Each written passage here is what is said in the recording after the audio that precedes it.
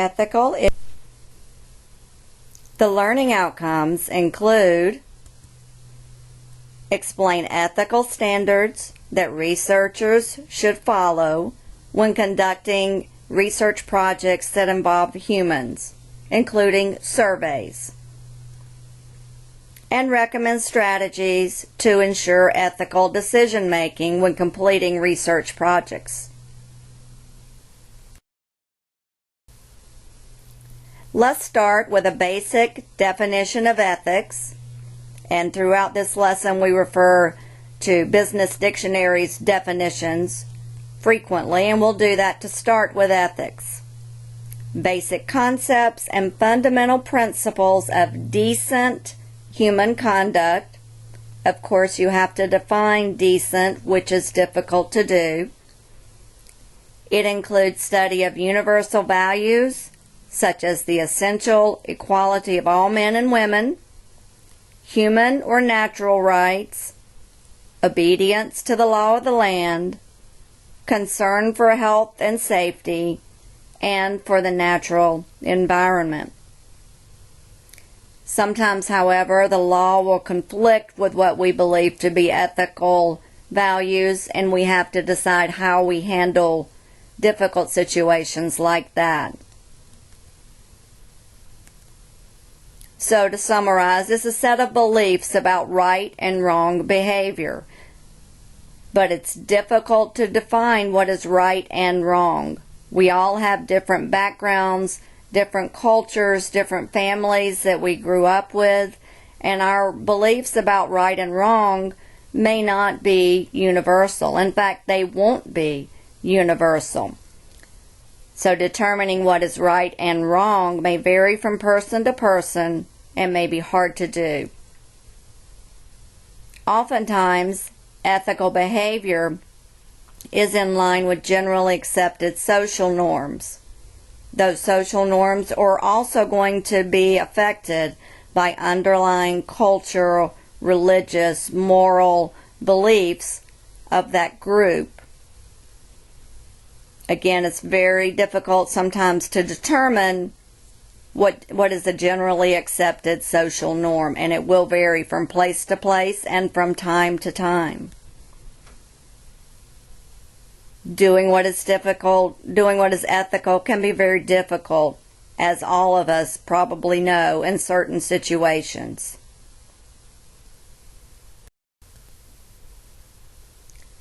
Some professional groups, most notably ACM for the IT profession, but you see a couple of others here as well, have set up codes of ethics.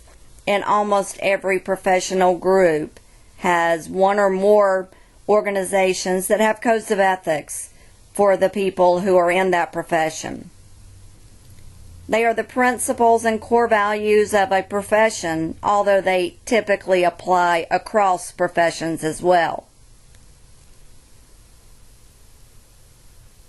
ACM's view is that professionals should contribute to society and mankind, avoid harm to others, be honest and trustworthy, be fair and don't discriminate, honor intellectual property rights, and give credit where credit is due, respect the privacy of others, don't invade it or try to learn more about a person when they have a right to privacy, and honor confidentiality and anonymity when you are gathering, storing, securing customer data, and that information, if it gets out, could be damaging to someone. So if you say you're going to keep it confidential, do so. If you say you're going to keep it anonymous, do so.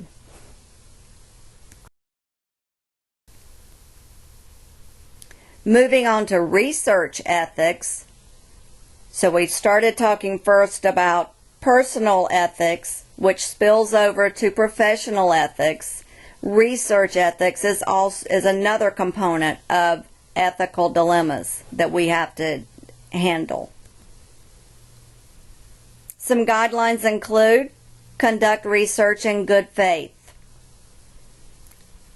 Have a valid reason for doing your research. Do it in an ethical, professional manner. You also want to conduct research that meets scientific standards. Follow appropriate statistical techniques. Make sure the method used is appropriate for the data collection that you have.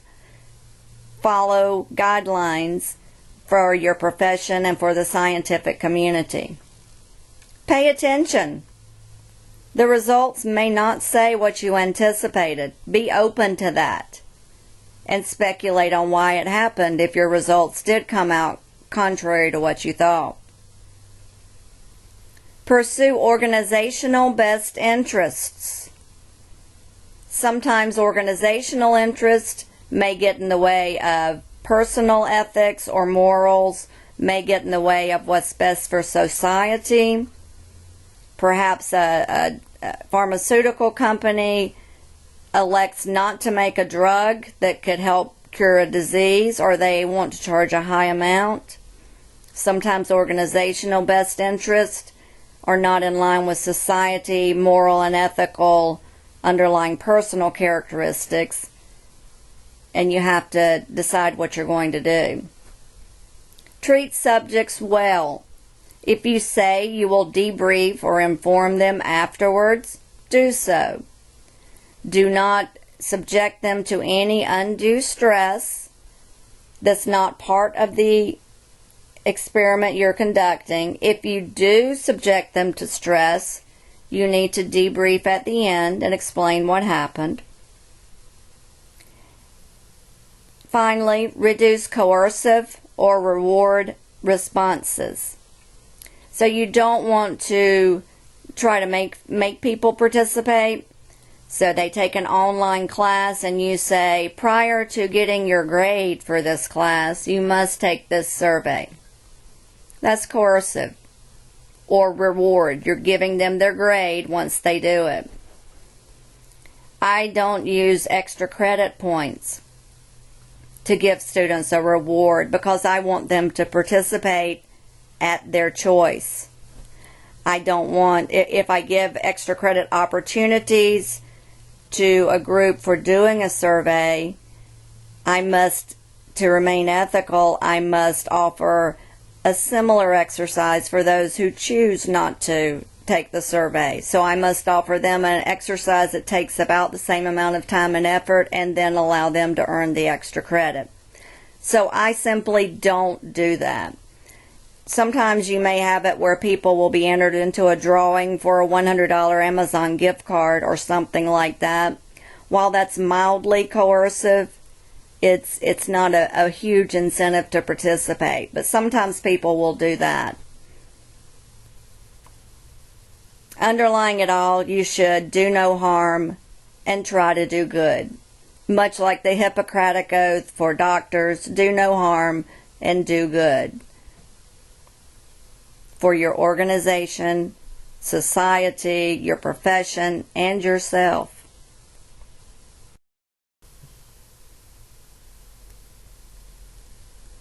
We're going to take a look at a couple of other definitions that apply to ethics. And again, we're referring to the Business Dictionary, although most of these concepts are terms we've heard of before. Honesty, being truthful, not hiding the truth, not deceiving, having a good and truthful character. So you don't want to lie to people. If it's part of an experiment, you might, and then you debrief them at the end. But you want to tell people the truth. You also have to protect confidentiality, and sometimes that means you may not share the truth because you've agreed not to by contract. So sometimes you do have to withhold information to follow the guidelines of your contract and your profession.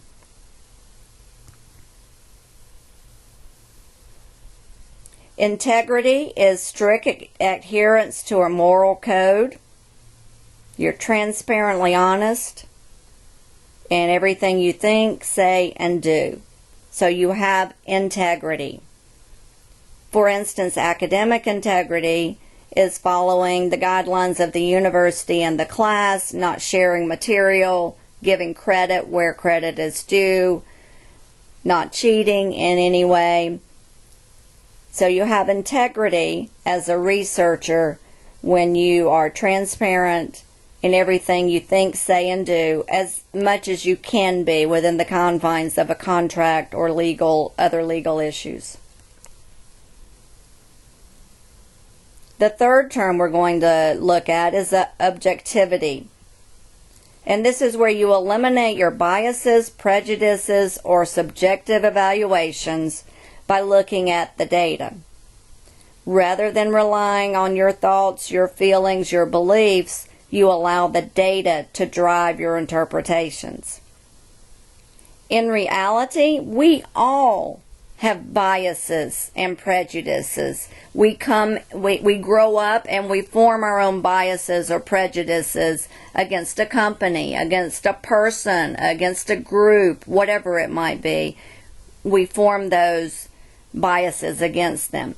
What we need to do as good researchers is to realize we have biases and prejudices and minimize them as much as possible.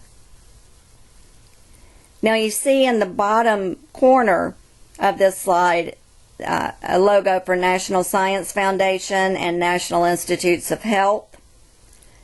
If you're doing research that's funded by one of these groups, you need to make sure you state that when your research is published, in case people believe that NIH has a bias and gave you money to do a project that will lead to results that they want to see.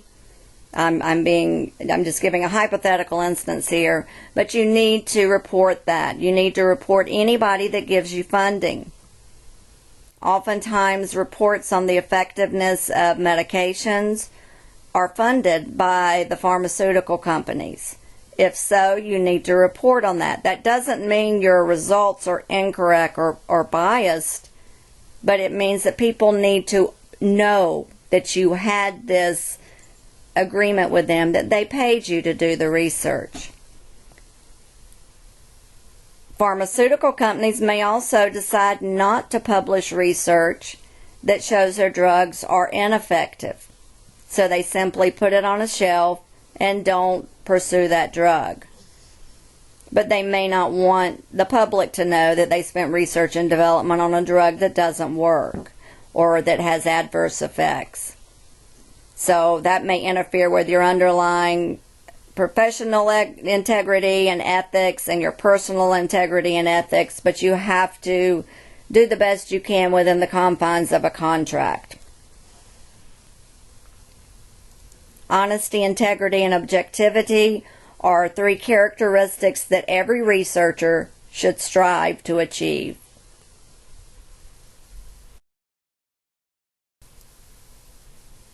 Let's look at confidentiality and anonymity when you're conducting research or when you're holding on to a large amount of people's data, like most companies do now. These 2 terms are different. Confidentiality means I know who you are, or maybe I know enough to determine who you are, and I promise not to tell anyone. That is a different quality than anonymity. These are privacy-related terms, but they mean different things. With anonymity, I don't know who you were. So there's no problem with confidentiality. I can't tell because I don't know who you are. I don't have a way to individually identify you.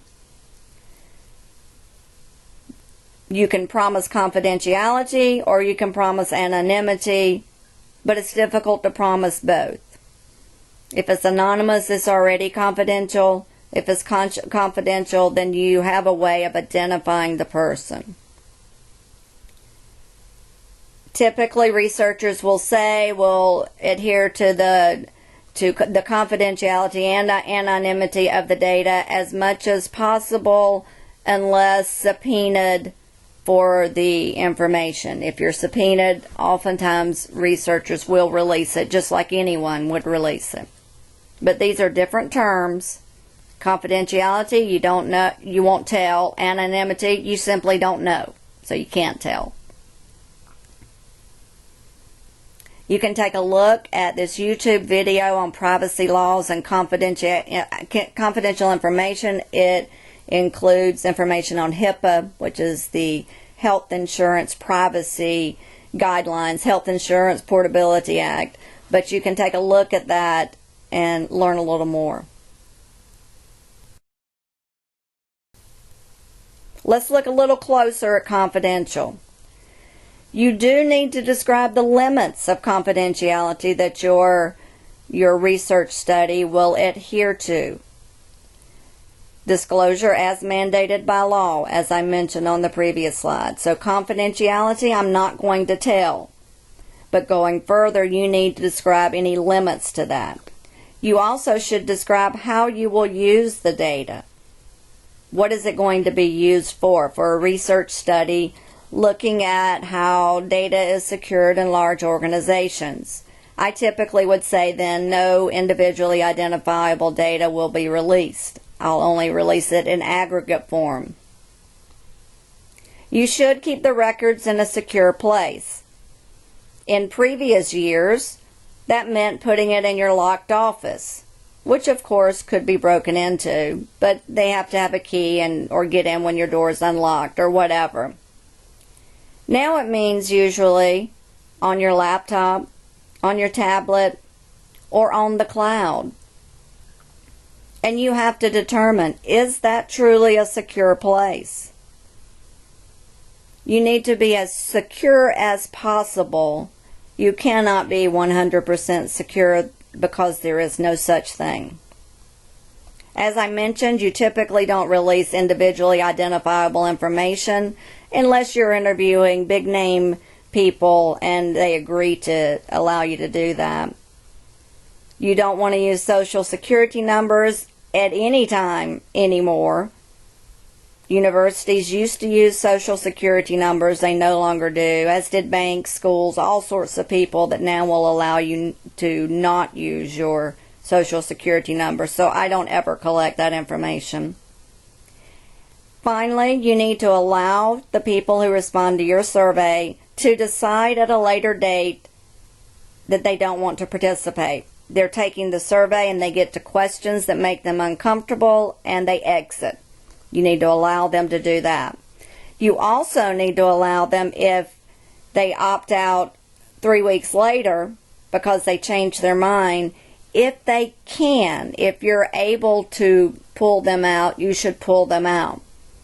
Typically, if it's anonymous, I don't know who they are, and it may be difficult for me to remove them from my study. If it's simply confidential, and I do know who they are, then I am able to remove them. But you need to allow respondents to change their mind at a later date, if feasible.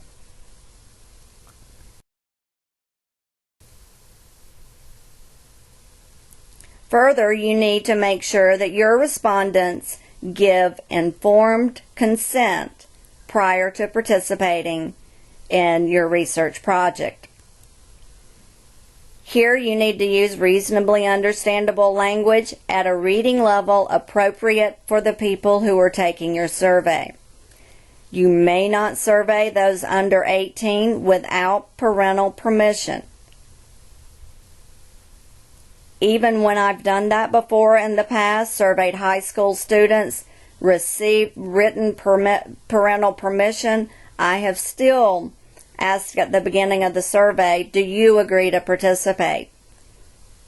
Because as teenagers, the group we were studying, I felt they had the ability to decide for themselves if they wanted to participate. After their parents had agreed to it, then I allowed them to also consent. But they cannot consent on their own. And I did not have to ask them about informed consent once their parents had agreed.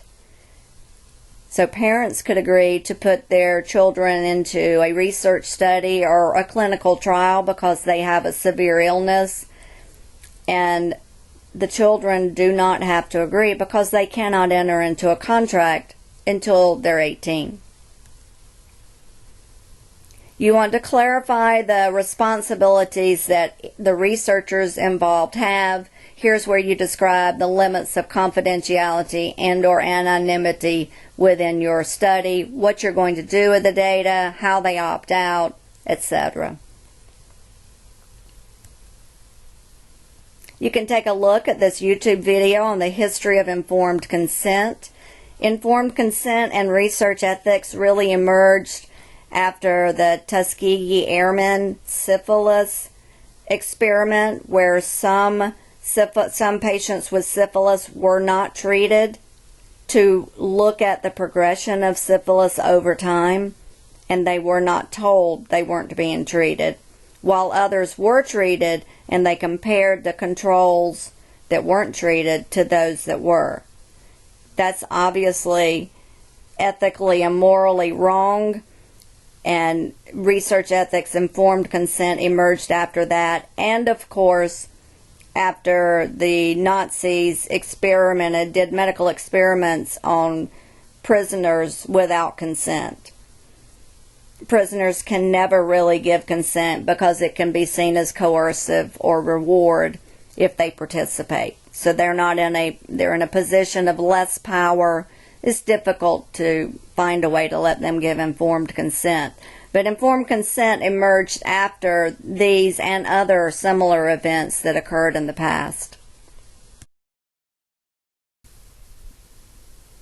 Some defects in research that's reported. Reporting statistics incorrectly, either by error or deciding not to report some statistics that may not agree with your findings. Not reporting failures. In particular, this applies to things like the pharmaceutical industry, where we could learn from the failures. But if a pharmaceutical company pays for a study, it does not show that the drug failed. They don't want their competitors to know, so they don't give up those research and development dollars they've already spent. They want their competitors to have to spend that too. From a societal perspective, we would prefer that all results be reported. But from a competitive economy that we have, you would want them to be able to do, they own the data, they should be able to do what they want to with it. Sometimes you have to decide if societal needs override the personal or professional or organizational needs. The last defect is not having information security at an adequate level for the data that you collect and maintain. And of course, you've seen this with companies gathering data on their customers, which customers freely gave them, and then the data was not protected. And credit card information released, embarrassing information released, like the Ashley Madison website scandal. Ashley Madison is a website that encourages married people to have an affair with another married person. They guaranteed confidentiality. They guaranteed that if their customers asked to be forgotten, they would be forgotten. They were hacked, and the hackers said, you either pay us X amount of dollars or we're going to release the names. Ashley Madison, and they refused the ransom demand, and the names were released, resulting in great personal and professional damage to several people on the list. So if you need to provide adequate information security, there's no way you can have 100% protection. It doesn't exist. You can take a look at here about linking and protecting government data at this YouTube video.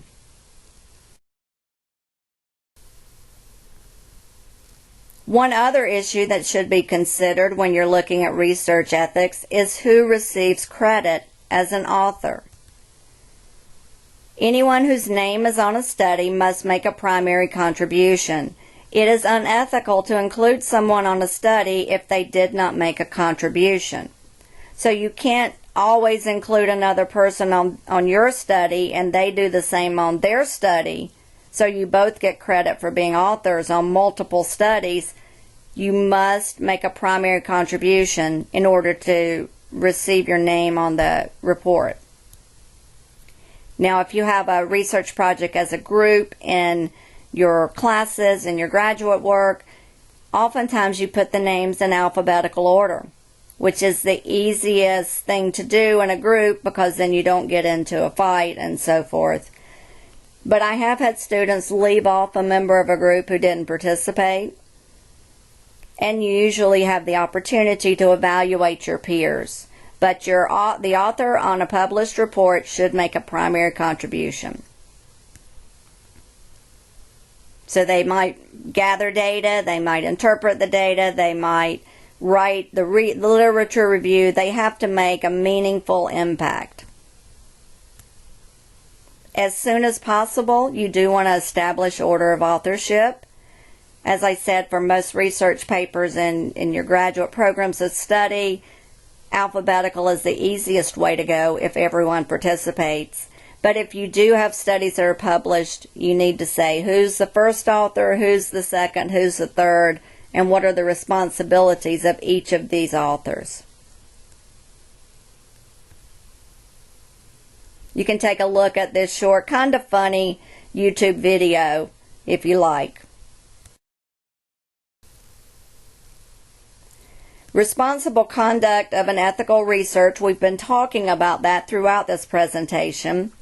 Other things to consider that are very ethically burdensome. What if another student fabricates data or cheats on an exam and you know it? Should you report them? Many graduate students say, yes, absolutely. Then I say, what if it was your friend sitting next to you? Or your best friend? Would you report them? Then I say, what if it was your spouse or significant other sitting next to you? Or your mother or your father or your sister or your brother? It gets a little more difficult to answer those questions.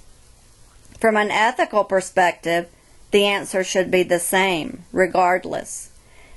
As a member of the academic community, you should report anyone who fabricates data, who cheats, who takes work that's not their own, no matter the relationship.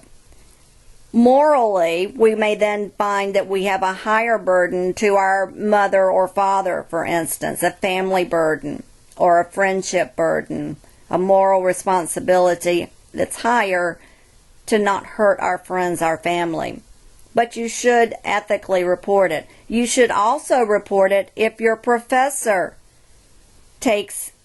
plagiarizes or cheats or fabricates data. You should report it. Most students will say, I would report it maybe after the semester because you've got an imbalance of power. Ethically, again, you should report it no matter what, but it's difficult to do when you start having particular situations arise. Morally and your personal protection, your personal safeguard, ethics or beliefs start to come into play, and it's really much harder than a student who you don't know who's copying a paper next to you. It's the situations that emerge are usually harder than that. And you can take a look at this Facebook short video if you like. To summarize, researchers have a burden and a responsibility to follow ethical guidelines when they conduct and report research. They should be honest, they should have integrity, they should follow ethical guidelines of the profession, the organization, and personal ethics. They should be sure to distinguish between confidential and anonymous data and explain that to the respondents. They must ensure that the respondents give informed consent. And they must determine authorship as early as possible and only include authors who make a primary contribution to the report. When, as an ethical researcher, you're trying to be responsible and have honesty and integrity in your research, it's difficult. Sometimes you may have to follow laws that you don't believe to be true, but if you're a government employee and it's part of your job, you may have to follow those laws. Perhaps you protest them as much as you can. You go out and try to change the laws. But you do have to consider everything going on, consider your responsibilities to yourself, your family, your organization, your profession, and society when making very difficult ethical decisions.